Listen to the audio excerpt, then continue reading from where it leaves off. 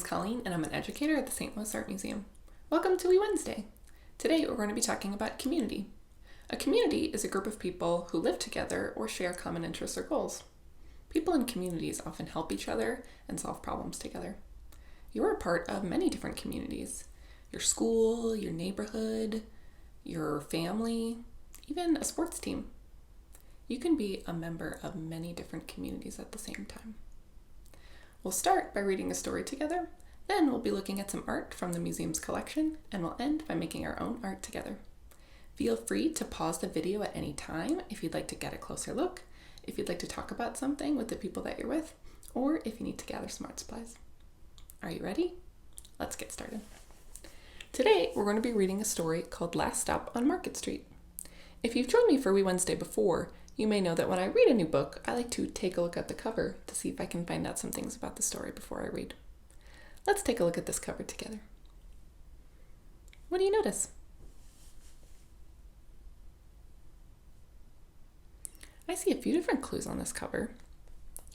I see a grown-up and a child. It looks like they're holding hands. And I see a big bus with a bus driver, and there are some people inside riding the bus. And I know it's a bus because it's a really big looking car, has big wheels, and I also noticed this sign, which makes me think that they're waiting at a bus stop. What do you think the story might be about based on what we can see? Let's find out. Last Stop on Market Street. Words by Matt De La Pena. Pictures by Christian Robinson.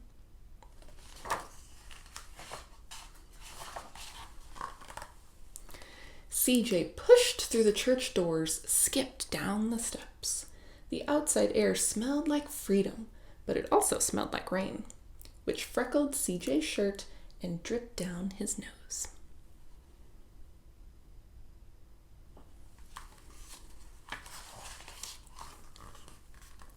He ducked under his Nana's umbrella, saying, "How come we gotta wait for the bus in all this wet?" "Trees get thirsty too," his Nana told him. "Don't you see that big one drinking through a straw?" CJ looked for a long time, but he never saw a straw. CJ and his Nana are going on a journey together. Do you have someone special that you like to go on journeys with?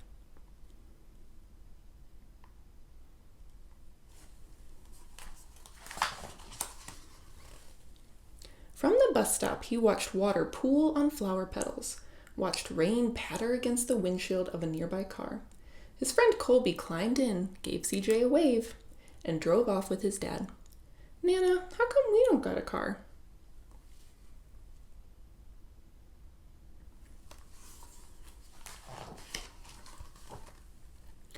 "Boy, what do we need a car for? We got a bus that breathes fire."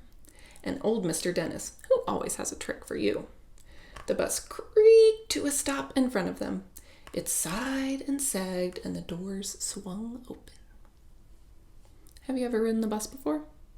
What was it like?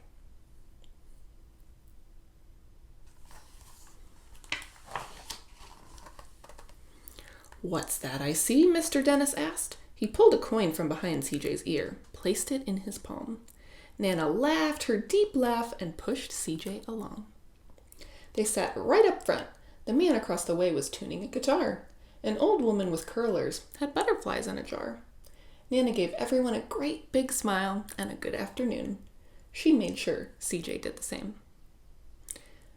Let's wish all of our people in our community here a good afternoon. Good afternoon.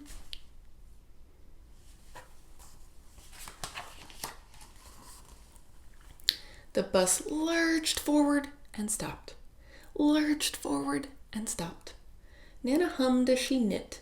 "How come we always gotta go here after church?" CJ said. "Miguel and Colby never have to go nowhere." "I feel sorry for those boys," she told him. "They'll never get a chance to meet Bobo or the Sunglass Man. And I hear Trixie got herself a brand new hat." CJ stared out the window, feeling sorry for himself. He watched cars zip by on either side, watched a group of boys curbs on bikes. Have you ever needed to go somewhere but you didn't want to go? How did that make you feel?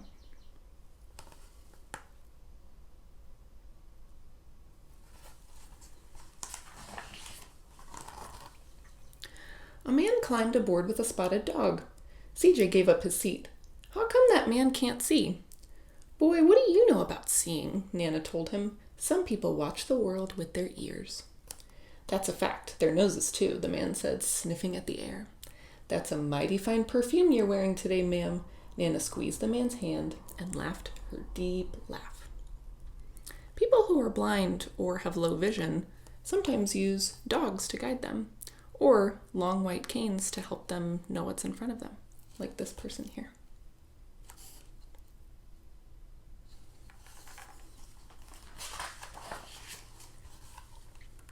Two older boys got on next. CJ watched as they moved on by and stood in back. Sure wish I had one of those, he said.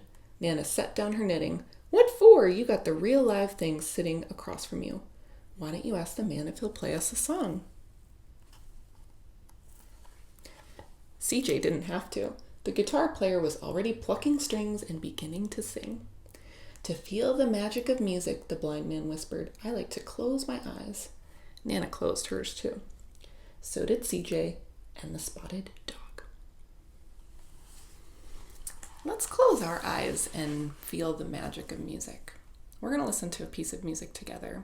And if you'd like, I invite you to close your eyes and think about what you see. Are you ready? Let's close our eyes and get ready.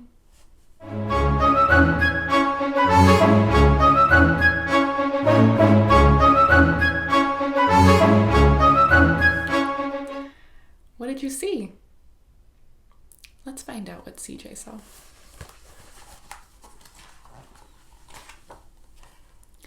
And in the darkness, the rhythm lifted CJ out of the bus and out of the busy city. He saw sunset colors swirling over crashing waves, saw a family of hawks slicing through the sky, dancing free in the light of the moon. CJ's chest grew full, and he was lost in the sound, and the sound gave him the feeling of magic.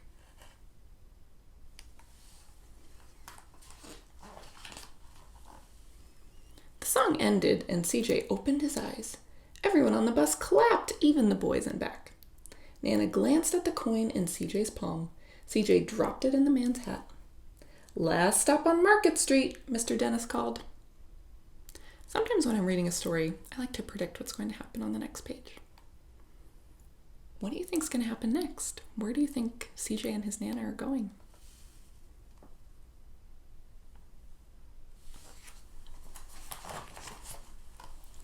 CJ looked around as he stepped off the bus.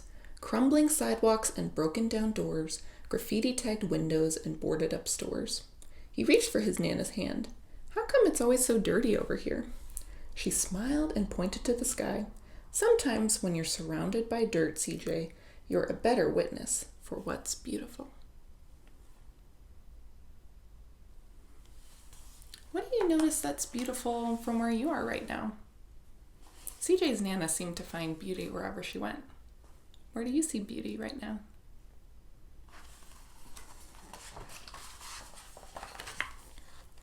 CJ saw the perfect rainbow arcing over their soup kitchen. He wondered how his Nana always found beautiful where he never even thought to look. He looked all around them again, at the bus rounding the corner out of sight, and the broken street lamp still lit up bright, and the stray cat shadows moving across the wall.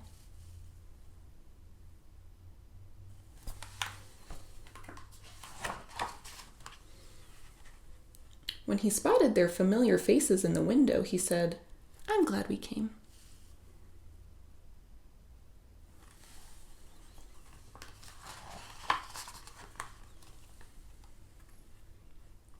Where did they end up going? He thought his Nana might laugh her deep laugh, but she didn't. She patted him on the head and told him, Me too, CJ. Now come on. CJ and his Nana went to a soup kitchen, which is a place where people who don't have enough to eat can go to get a nice meal. They're helping to serve the food. How are you helper in your community? Have you ever helped someone? How did it make you feel?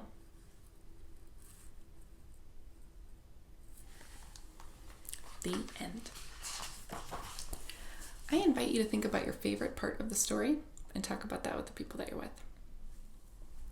We're going to travel to the museum now to look at some works of art. Let's imagine how we might get there. Since we're talking about communities today, let's imagine taking a mode of transportation that we could find in our own communities. Are you going to take the bus like CJ and his Nana did in the story? Or are you going to take the metro train and watch the world go by as you ride the train? Or are you going to rent a bike and ride in the bike lanes in your community? Once you've decided how you'd like to go, if you'd like, you can close your eyes and imagine yourself going.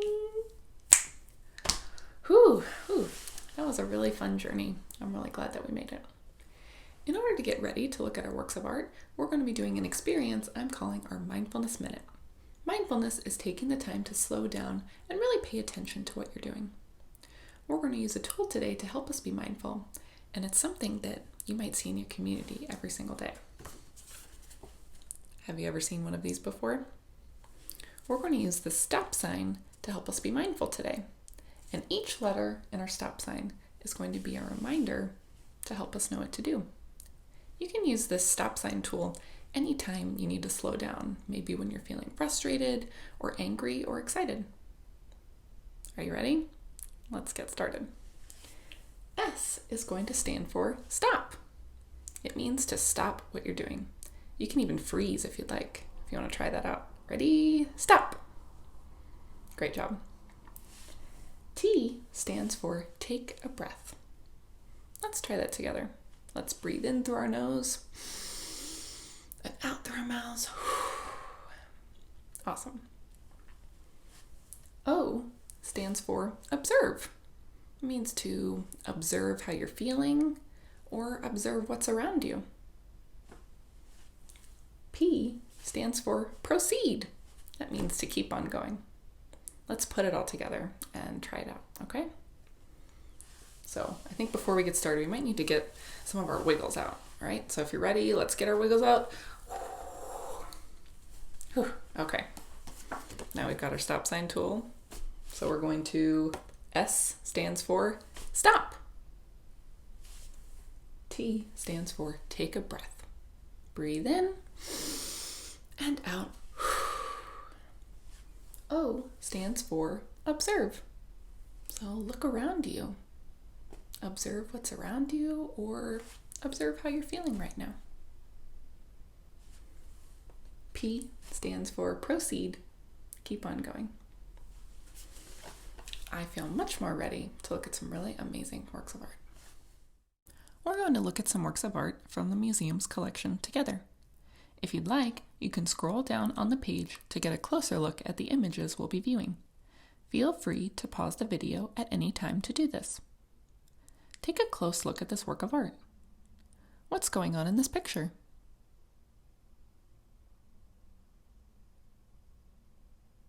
What do you see that makes you say that? Let's zoom in to get a closer look. What more can we find?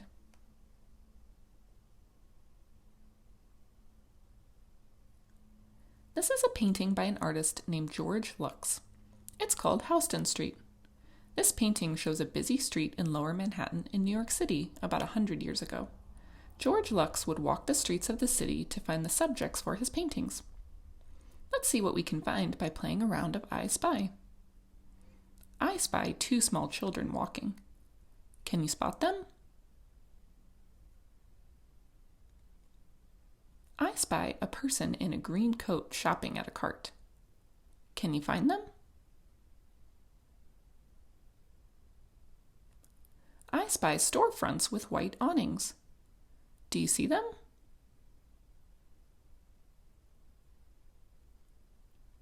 What about this painting reminds you of your community that you live in? What about your community is different?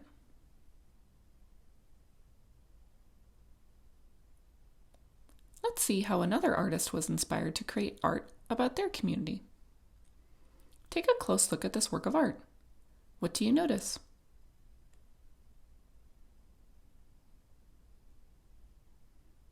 Let's make sure that we can see all the different parts of this painting. What new details can you see now?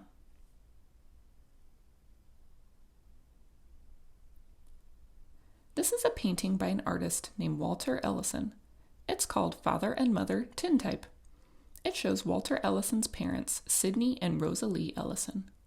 Walter Ellison based this painting on a photograph that was taken of his parents. What do you notice about their clothing and surroundings?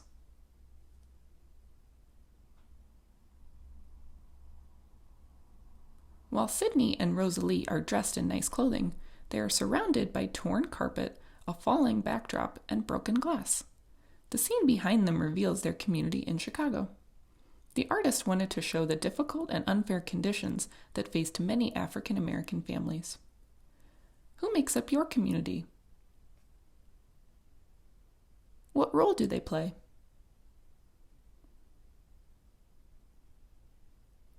Similar to the artist, is there something in your community that you would like to change or improve? What would that be? How do you think you could help to make that change? If you'd like, you can talk about your plans for change with the people that you're with. Now that we looked at some art together, let's travel back home so we can make our own art. So hop on the bus or get on the metro train or pedal on that bicycle and let's head home. For our art making project today, we are going to be making community signs. We've been talking about our communities and how we can be helpers. So today we're going to be making a sign to let others know what's important to us in our communities. So you can think about what you might want to tell your community before you begin your project. Maybe you want to tell them that everyone's welcome, or to be kind, or to recycle, or to take care of our shared spaces. So you can use this sign to post in your home, your window, or maybe there's somewhere in your community where it can be displayed, like a board in your community center, your school, or your place of worship. So you can kind of think about that before you get started. So the supplies for this project are very simple. You're just going to first need something to make your sign on. So I'm going to use a piece of cardboard today, and I actually got this from a pizza box, but you can use it from a cardboard box or something like that.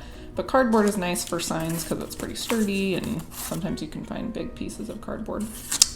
I'm also going to be using some recycled paper from boxes. I have some colored paper, some paper from magazines to kind of cut and paste onto my sign. And I also have some drawing material, so I'm going to use markers today, but you can use colored pencils or crayons or whatever you have. Some scissors and glue or tape. So to start, I thought I would make a stencil to use it to create some designs on my sign. So a stencil is something that you can make out of paper, or if you have some kind of sturdier paper, so this is like from a macaroni and cheese box, and that might help make your stencil a little sturdier. And you might have used stencils before, but you can actually make your own. And so I'll show you how it works. So if you just fold whatever you're going to use to make your stencil, piece of paper, cardboard, and then you cut out a shape along the fold. Here, I just cut out like a little rectangle there. And then you unfold it. Now you have the stencil that you can use a marker and actually trace your shape over and over again. So you can either trace the outline or color it in. So that's one way to make a stencil. And stencils are great when you're making signs, because if you want to make a bunch of signs, then you can use your stencil over and over again. So that's one way you can make a stencil. So I think I'm going to use this square stencil, but I also wanted to make another one. And you can actually keep using the same piece of cardboard if it's big enough. And you can make your stencils big or small. Does not matter.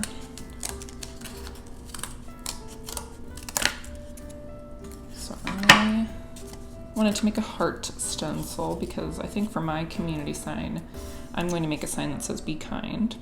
And for your sign, you can either think about adding words with writing, so you can have a grown-up help you do that, or your sign can just be pictures, because as we know, pictures are very powerful. It can tell us a lot of things.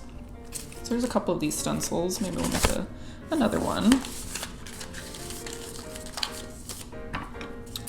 And remember, the best materials to use for this project are the ones that you already have.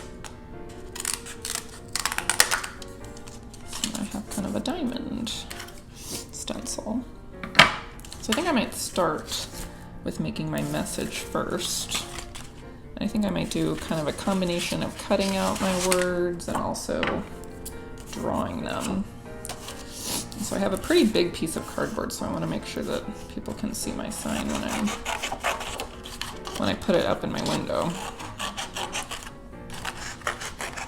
And you can always draw your words or letters or pictures before you cut them out, or you can just use your scissors to do the drawing and see what happens.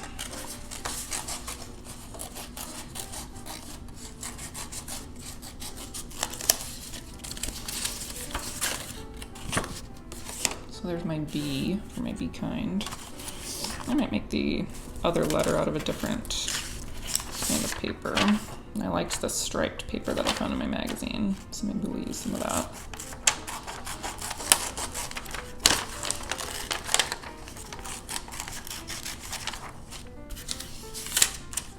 And the fun thing about making signs is you are the one that gets to decide what message you tell. So you can think about maybe what message your community needs or something that's really important to you. Or something that's important, to the community that you live in. And it might depend on which community you're creating the sign for. So maybe it's for your family community or for your school community or the neighborhood community that you live in. So there's my B. Now I think I need my kind part. So I'm gonna add some other colors.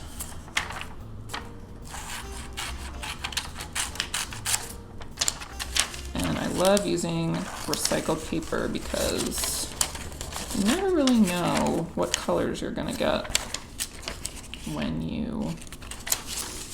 depending on which paper you use. And sometimes you might have to think a minute to figure out how to make a certain shape or a letter.